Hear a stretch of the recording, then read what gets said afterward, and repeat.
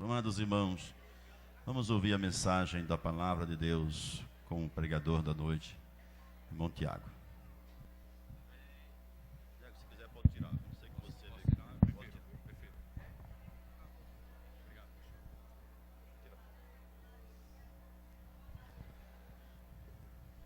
Cumprimento a amada igreja do Senhor Jesus Cristo com a paz do Senhor. Quero vos convidar para se colocarem de pé, para lermos em duas partes do Evangelho de João, o texto que escolhemos para nossa reflexão essa noite.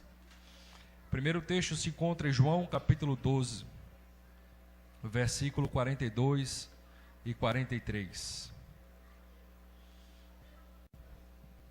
Aleluia. Glorificado seja o teu nome, Senhor.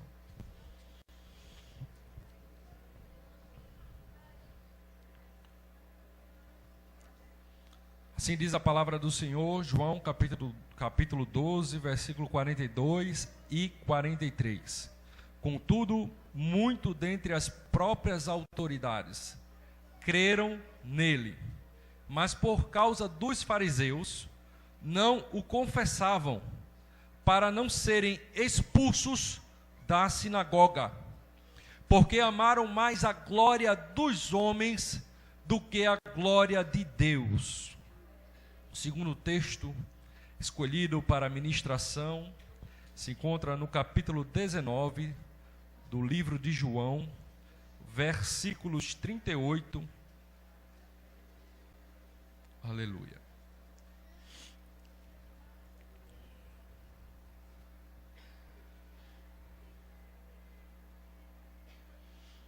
Amém? Versículo 38. Depois disso, José de Arimateia, que era discípulo de Jesus, ainda que ocultamente, pelo receio que tinha dos judeus, rogou a Pilatos que lhe permitisse tirar o corpo de Jesus. Pilatos lhe permitiu. Então foi José de Arimateia e retirou o corpo de Jesus. E também Nicodemos, aquele que anteriormente viera ter com Jesus à noite, foi levando cerca de 100 libras de um composto de mirra e aloés. Tomaram, pois, o corpo de Jesus e os envolveram em lençóis, com os aromas, como é de uso entre os judeus na preparação para o sepulcro. No lugar onde Jesus fora crucificado, havia um jardim, e neste um sepulcro novo, no qual ninguém tinha sido ainda posto. Ali, pois, por causa da preparação dos judeus e por estar perto o túmulo, depositaram o corpo de Jesus. Oremos ao Senhor.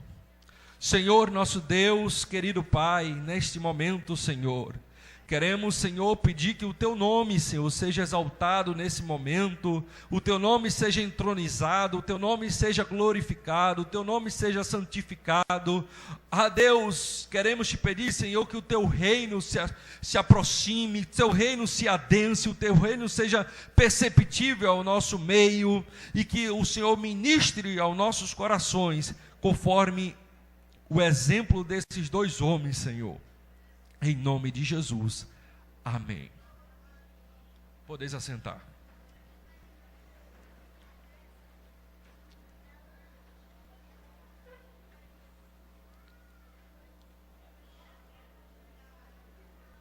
Todos nós somos transformados pela graça salvadora de Jesus. Um dia eu criei na pregação do Evangelho. Me afastei por cerca de 2 anos, e quando eu pude contemplar, saborear, discernir essa graça salvadora, eu me rendi. Isso foi em 1997, janeiro. Estou próximo a completar 20 anos servindo o nosso Senhor, e Ele tem me feito estar de pé pela sua misericórdia e graça. Quero vos pregar essa noite sobre esses dois homens, José de Arimateia e Nicodemos. E quero vos pedir uma licença para fazer um paralelo na história dos dois homens.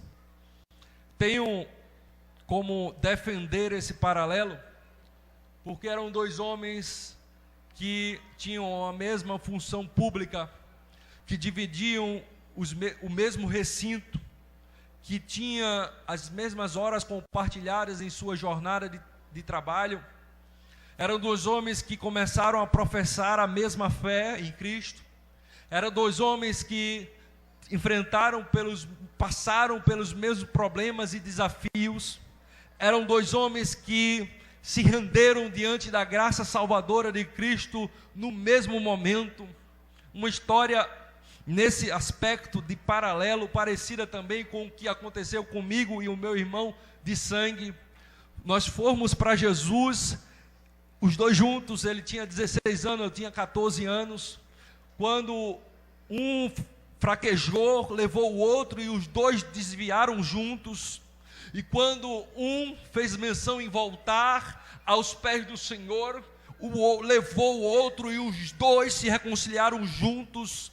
E desde então temos servido ao Senhor. E esses dois homens, permita-me, na imaginação deste pregador, fazer esse paralelo que me permite trazer a experiência de um para o outro e do outro para aquele outro. E vamos então adentrar nos relatos bíblicos sobre esses dois homens, para concluirmos acerca do poder transformador da graça de Deus, com um foco missionário que estamos no culto de missões. Aleluia! Mas antes de entrarmos, eu quero situar vocês da importância do testemunho desses dois homens. A ressurreição de Cristo se apoia em fatos históricos. Crer hoje na ressurreição de Cristo é preciso dar um salto de fé muito curto. Querer desmentir a ressurreição de Cristo, historicamente falando, com a consciência sadia em que se analisa as evidências, é preciso dar um salto de fé inimaginável. Porque as evidências todas apontam para que o fato que Jesus Cristo ressuscitou dentre os mortos. E uma das principais evidências, eu recentemente estive ministrando acerca dessas evidências, mas esse não é o meu objetivo. Eu quero só pontuar uma das principais evidências para vocês entenderem o chão que nós vamos colocar nossos pés essa noite.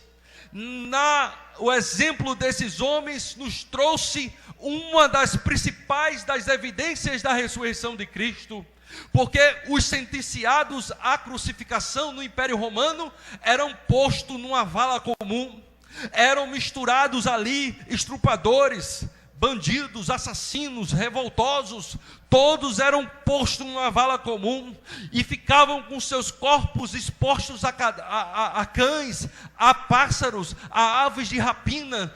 E irmãos, se Jesus Cristo ressuscitasse desta vala comum, os cristãos não poderiam defender sua ressurreição com um fato histórico do túmulo vazio.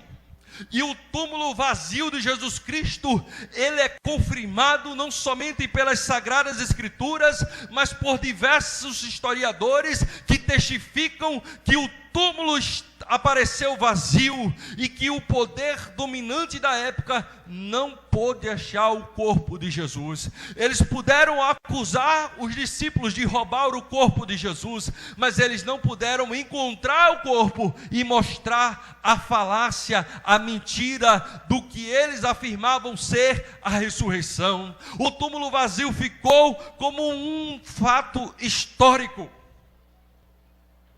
E também como um cumprimento das Sagradas Escrituras, em Isaías capítulo 53, versículo 9, Isaías viu o sacrifício do Cordeiro de Deus. Isaías vaticinou e anunciou há muitos anos antes que ele haveria de ser morto pelos nossos pecados, que o seu sangue iria ser derramado para remir o meu e o seu pecado, mas que na hora da sua morte, o seu cadáver seria tratado e sepultado entre ricos. Ele veio a este mundo como um mísero, como na mais extrema pobreza que podemos imaginar, porque os José e Maria não tinham nem sequer dinheiro para pousar, irmãos. É como se você precisasse fazer uma viagem de Maceió, por exemplo, a cidade de onde eu vim, Teresina. E nós costumamos dividir a viagem em 2 turnos. Costumamos dormir ali por Salgueiro e no dia seguinte continuar a jornada. Mas imagine eu ter que fazer essa viagem sem ter condição de pagar a minha estadia. Ele veio como pobre e necessitado, mas ele no final foi tido com os ricos, porque assim estava vaticinado e porque o Espírito Santo trabalhou no coração desses 2 homens. Aleluia. Esses 2 homens eram membros do Sinédrio. O Sinédrio, no nosso sistema de governo, é difícil comparar as funções públicas que o Sinédrio tinha em relação a alguma instituição hoje em dia. Ele ocupava um misto entre o Senado Federal, o Supremo Tribunal Federal, e até muitas vezes ocupava a função de Ministério Público, de fazer denúncia para que o Império Romano desse a sua sentença. Os judeus, quando foram escravizados, perderam a prerrogativa de dar a sentença final. O Sinédrio então passou a apenas formalizar denúncias para que a Roma viesse pronunciar os vereditos. Mas o Sinédrio detinha muito poder e muita regalia naqueles dias, tal qual nós vemos hoje na vida dos senadores da República. Mas eles viviam num ambiente de também escravidão, porque Jerusalém estava ocupado por tropas estrangeiras que limitavam, e tudo que eles faziam, de certa forma, precisavam prestar contas. E eles aguardavam o Messias que haveria de vir, segundo a tradição judaica, com a proposta de implantar o reino material, um reino que os libertasse do poder de Roma. E eles esperavam dessa forma. Mas eles começaram a ouvir acerca de Jesus e dos milagres que Jesus estava praticando. Aleluia! Louvado seja o nome do Senhor Jesus. Então um deles resolveu buscar se aproximar de Jesus.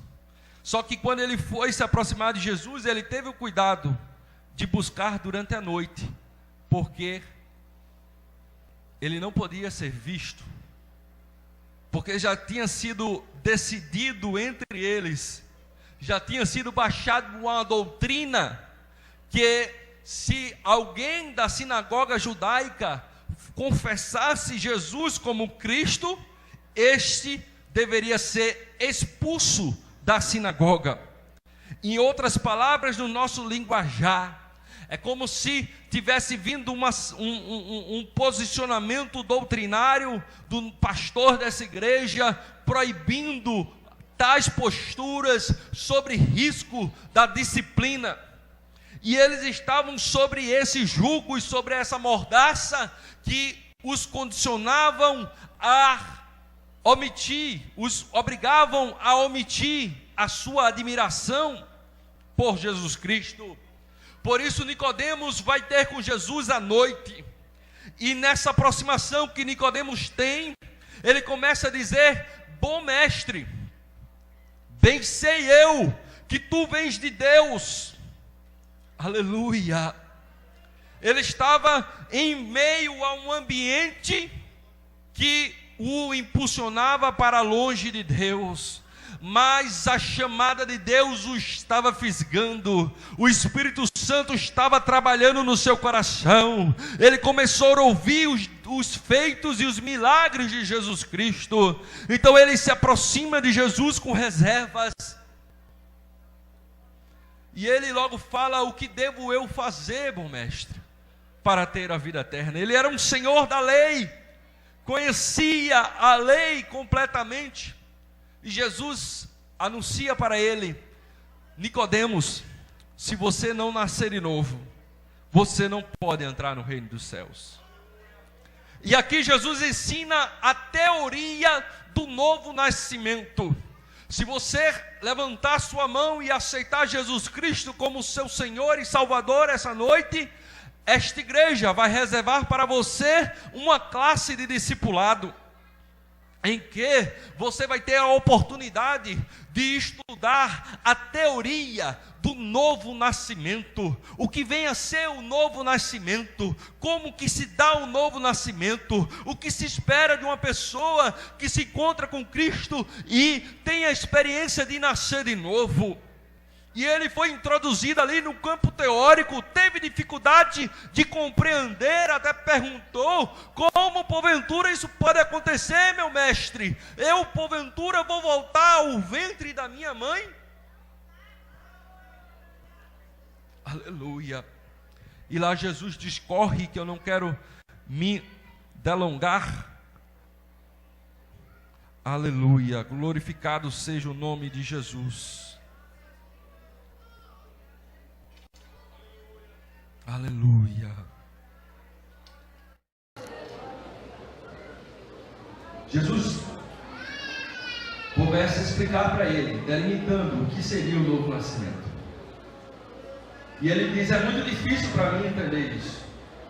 Aí Jesus resolve então pegar pesado. Jesus resolve expor para ele um plano de salvação. Jesus resolve abrir para ele o plano redentor de Deus para a humanidade. E em lugar nenhum na Bíblia eu vejo Jesus investir tanto do ponto de vista de ensinamento teológico para uma pessoa como ele fez com Nicodemos. Porque pecadores vinham para Jesus e ele liberava uma palavra de perdão, ele liberava uma palavra de amor, e ele doutrinava, ensinava aos seus discípulos, aos seus seguidores que caminhavam com ele. Então eles ouviam sermões de doutrina, de instrução. Mas com um pecador que se aproxima, a conversa que Jesus passa a ter com Nicodemos, no meu ponto de vista, a mulher samaritana também teve um conteúdo teológico muito bom, mas no meu ponto de vista foi a vida que Jesus investiu mais alto da questão dos argumentos teológicos da sua missão. Jesus fala para ele: olha, Nicodemos, o que vai acontecer em Jerusalém? Tu lembra do que aconteceu com os israelitas quando eles foram mordidos por serpentes venenosas e Moisés fez levantar uma serpente de metal, e todo ser humano que estava infectado pelo veneno da cobra, ao olhar para aquela serpente, ele era curado, ao confiar na providência de Deus para salvar da condenação da morte, fruto da sua desobediência, porque aquelas serpentes foram enviadas porque eles murmuravam muito, e Deus lançou como consequência dos seus pecados. Se eles olharem, Nicodemos, para aquela serpente, confiando na providência divina, o ato deles crer nisso, eles seriam salvos. Assim também, Nicodemos, eu serei levantado sobre o madeiro, porque Deus amou o mundo de tal maneira que deu o seu único Filho, para que todo aquele que olhe para o Cristo na cruz e creia no seu sacrifício, seja salvo e liberto dos seus pecados. Porque quem crê em mim será salvo, mas quem não crê, Nicodemos, já está condenado. Eu não vejo em lugar nenhum na Bíblia Jesus doutrinando alguém como fez com esse cidadão. Não vejo, irmãos. Não vejo. Então Nicodemos volta para o Sinédrio e vai se encontrar com seu amigo José de Arimateia. José de Arimateia também contempla, começa a admirar, e ele conversa acerca de todos os detalhes que Jesus contou, do paralelo que ele fez com a serpente de metal, e eles começam a tentar entender, mas o que seria isso? Porque não ficou tão claro que ele haveria de morrer numa cruz. Ele apenas disse que ele seria levantado sobre o madeiro, mas eles não o associaram na hora, e eles procuraram entender a que detalhes eram esses, e eles começaram a estudar nas Escrituras o que a Bíblia falava sobre o Messias, se Jesus de fato era o Cristo, se Jesus de fato era ou não o Messias prometido. E a Bíblia fala, irmãos, no texto que nós lemos em João capítulo 12, que muitos dentre as autoridades creram nele, mas não confessavam, porque tinham medo, tinha apego à glória dos homens. Em detrimento da glória de Deus, se apegaram à glória dos homens. Aleluia. E tem um episódio, irmãos, que o Sinédrio, os homens estavam tudo conjecturando quem é esse que opera tantos sinais, que fala com uma palavra tão inspirada por Deus, que os demônios se submetem, que paralíticos andam, que coxos são restaurados, que cegos veem, que leprosos são limpos. Quem é este? Não, porventura, não é o Cristo, não é o Messias prometido. O Sinédrio, lá no capítulo 7 de João, determina então prender e silenciar o ministério de Cristo à força, e manda a guarda do Sinédrio, a mesma guarda que mais na frente Saulo de Tarso recebe a autoridade para perseguir os cristãos. Esta guarda, esses policiais que hoje compararemos de repente a polícia legislativa, a policiais altamente remunerados que obedeciam às ordens do Sinédrio, ao cumprir essa ordem de prisão que foi lavrada pelo Sinédrio, ao se aproximar de Cristo, eles ficaram sem ação, porque Cristo ensinava com a sabedoria divina, e eles diziam: quem é este? E eles voltaram de mão abanando para o Sinédrio e disseram que nunca viram alguém ensinar como ele ensinou. E Nicodemos e José de Arimateia observava ocultamente este relato. Então o sumo sacerdote, o presidente do Sinédrio, começa a ridicularizar aqueles policiais, começam a chacotear na cara deles, e ele começa a falar: que história é essa, rapaz? Ficar impressionado com um herege desse? Vocês ficaram assim porque vocês não conhecem a lei, vocês não têm a profundidade bíblica que nós temos, vocês são rasos demais no conhecimento. Agora, cadê que alguns dos principais creu? Cadê que alguns dos principais dos fariseus creu nele? Isso aí é conversa para quem não tem conhecimento, isso aí é conversa para quem não conhece de Bíblia, isso aí é conversa para quem não tem instrução. Cadê que um dos principais creu nele? E Nicodemos e José de Arimateia cria nele, mas estavam calados, estavam emudecidos, eles não tinham a coragem de testemunhar da sua fé. Eu não sei como você chegou aqui, eu não sei em que degrau da caminhada cristã você está. Aleluia! Mas eu quero dizer a você que Deus acredita na sua vida, Deus acredita no teu chamado, Deus acredita no ministério que Ele tem reservado para você. Mesmo que você olhe para si mesmo e não veja força, não veja coragem, não veja condições de servir a esse Deus, mas Ele acredita em você. Ele olha para você não como você está, mas Ele olha para você, para o que Ele vai fazer na sua vida. Aleluia. Um certo artista, um certo escultor, ao esculpir a famosa escultura de Davi, ao ver aquela pedra em estado bruto, ele foi capaz de enxergar cada detalhe daquela obra que estava por fazer. Aquela obra nasceu no seu coração, e ele olhava a pedra bruta e ninguém dava valor. E ele disse: leva para o meu ateliê, pega caminhão, pega cordas, vamos levar. Mas Senhor, os seus servos, os seus apoiadores, como que tu vai levar uma pedra desse tamanho? Para que serve? E ele já contemplava a obra acabada. Talvez você esteja aqui na igreja do Senhor Jesus Cristo e alguns se perguntam: para que você vai dar? Mas o mestre que está trabalhando na tua vida, ele sabe aonde ele vai te levar, o que ele vai fazer. Mesmo quando nós dizemos e deixemos de acreditar em nós mesmos, mesmo quando nós falamos como Pedro: afasta-te de mim, porque eu sou um homem pecador. Ele diz: de ti farei um pescador de homens.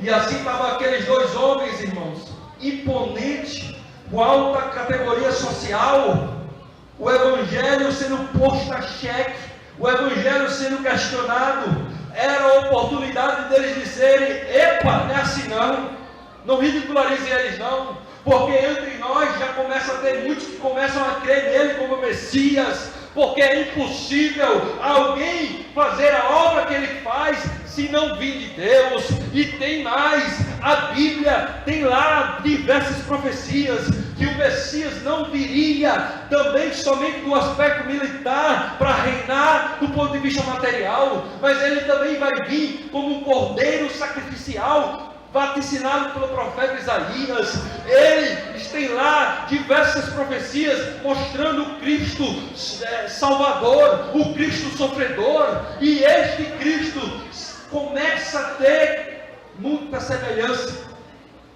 Eles não conseguiram testemunhar a sua fé, eles estavam silentes. E é um desafio, irmãos, porque Jesus disse: aquele que não me confessar diante dos homens, também eu não o confessarei quando chegar diante do meu Pai. Você não brinque com a sua vida. Você não tem nenhuma certeza acerca do dia de amanhã. Se você tem passado por dificuldades para testemunhar, para vivenciar esse evangelho, abra o seu coração, peça para que Jesus faça uma obra de restauração na sua vida, como fez na vida desses homens, porque o amanhã pode ser muito tarde. Aleluia. Glorificado seja o teu nome, Senhor.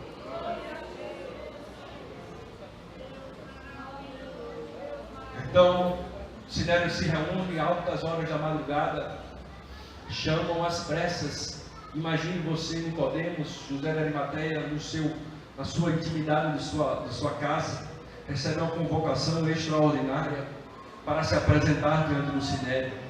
Ao chegar lá, já encontra Jesus preso, já encontra Jesus sendo chacoteado pelos guardas, esbofeteado pelos mesmos guardas que antes recuaram, mas agora estavam sob o poder das trevas.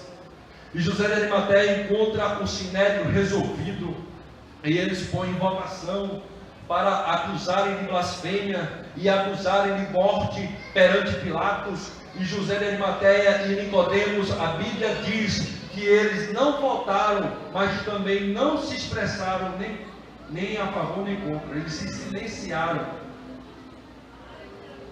E assim Cristo recebe um consenso do Sinédrio para ir à morte de cruz, mas na frente passa por Pilatos, Herodes volta para Pilatos, vai à cruz, e quando ele está na cruz, quando eles contemplam a cruz, como uma luva se encaixa em uma mão, eles conseguem entender a serpente de metal que foi levantada no deserto.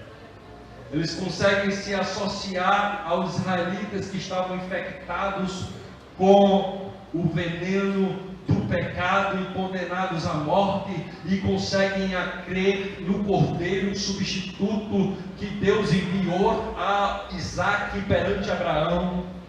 E eles começam a passear em todas as escrituras e começam a testificar na sua fé. E uma obra linda do Espírito Santo começa a moldar os seus corações. E eles então pegam ali o livro de Isaías 53. E imagino eu, irmãos, os dois chorando em lágrimas, vendo como se fosse um jornal que circulava por Jerusalém naqueles dias. Deus fez revelar ao profeta Isaías. Então eles começam a entender tudo. Eles começam a entender a graça salvadora de Jesus Cristo. E quando a graça salvadora de Jesus Cristo alcança o coração, as reservas da nossa carne, os nossos valores, os nossos preceitos são quebrados, as nossas propriedades são vendidas, para que possamos também adquirir o tesouro escondido, a pérola de grande valor. Nós nos desprendemos de tudo, nós desprendemos de nossos valores, e eles começam ali uma obra tremenda nos seus corações. Enquanto os discípulos estavam com medo, enquanto os discípulos estavam amedrontados, enquanto os discípulos estavam afugentados, eles começam a contemplar o Cristo na cruz do Calvário, como Cordeiro de Deus, vaticinado por Isaías 53. Eles começam a crer no poder do sangue, eles começam a crer no Cristo que deixou a sua glória, se humilhou na forma de homem e morreu na cruz por eles. E eles começam a ter vergonha da sua atitude pequenina de renunciar o testemunho desse Cristo. Ele começa a se desprender da glória dos homens, ele começa a se desprender das suas propriedades. Eles começam a dizer: chegou a hora de fazermos alguma coisa.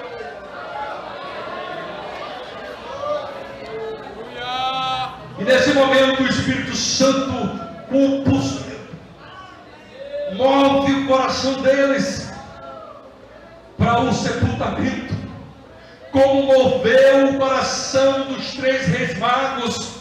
Ele veio à terra como um homem, como um menino que se encarnou numa família pobre, mas Deus se revelou aos 3 reis magos que estava nascendo em Belém, um menino que era rei dos reis, senhor dos senhores, merecedor de toda honra, merecedor de toda glória, merecedor de toda adoração. Então aqueles 3 homens magos reservaram ouro, prata, mirra, bálsamo e levaram para presentear o rei. Eles presenciaram o mover de Deus na história. Assim também Nicodemos e José de Arimateia entraram em sintonia com o Espírito Santo e entenderam o mover de Deus na história. E hoje eu e você precisamos também entrar em sintonia com o Espírito Santo de Deus para entendermos o mover de Deus na história, que em breve virá, e precisamos anunciar a mensagem do reino de Deus. Maria estava aos pés da cruz, João estava aos pés da cruz, mas elas não podiam fazer nada. Elas só choravam. Elas não tinham qualquer prestígio para entrar e falar para Pilatos. Mas o Espírito Santo vai fazendo a obra perfeita, trabalhando no coração deles, e eles se resolvem. Eu não sei, irmãos, se eles leram Isaías 53:9 e entenderam que estava escrito na Bíblia Sagrada que Jesus haveria de ser sepultado entre os ricos. Está escrito assim: designaram-lhe a sepultura com os perversos, mas com o rico esteve na sua morte, posto que nunca fez injustiça, nem dolo algum se achou em sua boca. No coração deles veio essa convicção, que nele não tinha dolo, nele não tinha injustiça, que a acusação era uma falácia, que ele era o Messias, que ele era o Salvador. Aleluia, aleluia. Imagina aqueles dois homens, irmãos. Nicodemos juntou uma quantidade de bálsamo, que se fôssemos expressar em valor monetário de hoje, era algo aproximadamente a 40 mil reais, um carro popular de boa categoria. Não quero me delongar. E os dois vão a Pilatos. Os dois colocam a sua credencial na mesa. Diz: não me importo com isso aqui mais. E eles vão a Pilatos e pedem o corpo de Jesus. E eu não sei quem teve a ideia, se Nicodemos procurou José de Arimateia, dizendo: ó, Deus tocou no meu coração para ungir Jesus como rei, porque ele era rei. Nós matamos um inocente, mas isso serviu para perdão dos nossos pecados, e eu quero me desprender dessa oferta para ungir ele como rei. Eu não sei se depois disso José de Arimateia se desprendeu do seu túmulo, mas ou se foi José de Arimateia que convidou Nicodemos e disse: olha, ele não pode ser sepultado numa vala comum entre os criminosos. Eu vou dar para ele aquilo que está separado para o meu sepultamento. Eu vou dar para ele um sepultamento digno de um homem honrado, não de um condenado de Roma, porque ele é honrado. Eu não sei quem puxou quem, eu sei que os dois foram perante Pilatos, rasgaram suas credenciais do sinédrio e se propuseram a pegar o corpo sobre os seus cuidados, sobre sua jurisdição, para sepultá-lo no túmulo de José de Arimateia. Pilatos concorda. Aleluia. Se houver grupo de louvor, condição de tocar, se preparar para tocar um hino de agradecimento. Muitas graças, Senhor. Tem um hino que fala assim, nesse momento. Imagine, bem baixinho, se puder. Ou outro hino de agradecimento. Imagine o corpo de Jesus na mão desses dois homens. Imagine lágrimas descerem pelos seus olhos. Imagine lenços limpando sangue, ficando úmido com sangue. Vamos celebrar a ceia em pouco instante. Imagine aqueles homens espremendo aquelas esponjas, aqueles panos antes de aplicar os produtos, e aquele sangue sendo vertido, e ele dizendo: ali é o sangue que nos purifica de todo pecado. Senhor, faz-me grato. Nós te somos gratos, nós nos rendemos perante essa graça salvadora. Nós não vamos para lugar nenhum. Você morreu pelos nossos pecados.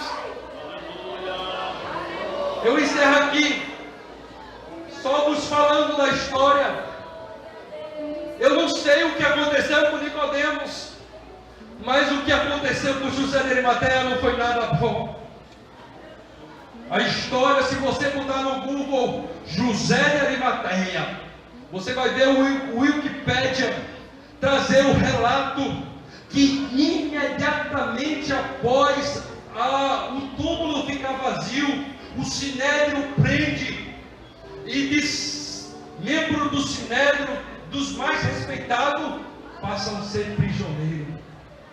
E José de Arimateia, irmãos, ele era um homem muito rico. Ele era ele tinha uma frota de navios que trabalhava com exportações de madeira, de todo produto de comércio. O sinédrio para ele era uma fração mínima diante da riqueza que ele tinha. E todo o seu patrimônio, segundo a história, é dilapidado pelo sinédrio. E ele fica na prisão por 13 anos. 13 anos, ele, com a pérola de grande valor, com o tesouro escondido, ele vendeu tudo para adquirir. Eu não sei se Jesus apareceu para ele depois da ressurreição, mas a notícia chegou para ele: meu Cristo está vivo, meu Cristo ressuscitou, eu abracei o reino de Deus. 13 anos após, Tibério Alexandre assume o lugar de Pilatos e descobre que os talentos comerciais que ele tinha, propõe a ele uma sociedade para restaurar ele no Sinédrio, restaurar ele, condição de operar como exportador, e ele é restituído. E Tibério Alexandre faz uma sociedade com ele volta a ganhar muito dinheiro, mas a partir desse instante, ele não se dedica mais ao Sinédrio e passa a viajar em suas viagens como missionário de Jesus Cristo. Essa é uma história linda, mas aqui temos diversas histórias como essa. Deixe Jesus Cristo escrever a próxima página da sua história. Não pegue o lápis para escrever a sua página, a próxima página. Diga: Jesus está aqui, transforma a minha vida, escreve o próximo livro. Eu quero ser grato, eu quero te agradecer porque tu fizeste na cruz. Deus abençoe a igreja.